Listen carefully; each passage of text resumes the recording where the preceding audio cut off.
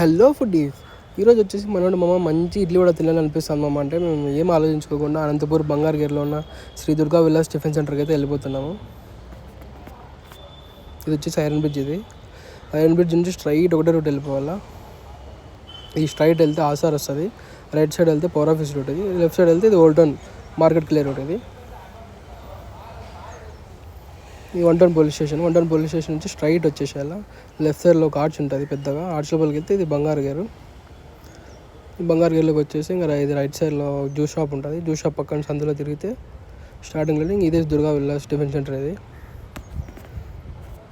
ఇక్కడ వచ్చేసి దోశ, ఇడ్లీ, వడ, పూరి ఉంటుంది. ఇడ్లీ వడ సాంబార్ ఇక్కడ చాలా ఫేమస్.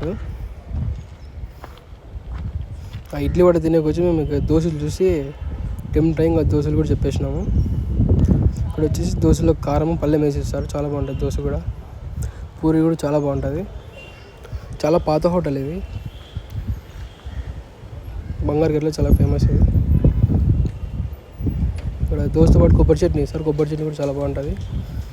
మేము వచ్చేసి ఒక 10 minutes ముందే అక్కడికి చెప్పేసినాము, అక్క ఇలా ఉద్దివడ వచ్చేసి సాంబార్లోకి వేసి పెట్టమని చెప్పేసినాము. ఉద్దివడని సాంబార్లోకి వేసి పెట్టేసేసింది అక్క. ఇది వచ్చేసి వాళ్ళ మెన్యూ, ఇది ప్రైజెస్. ఇలా సాంబార్లోకి వేసి పెట్టేసింది అక్క ఉద్దివడని. ఇది చాలా ఫేమస్ ఇక్కడ, చాలా బాగుంటుంది.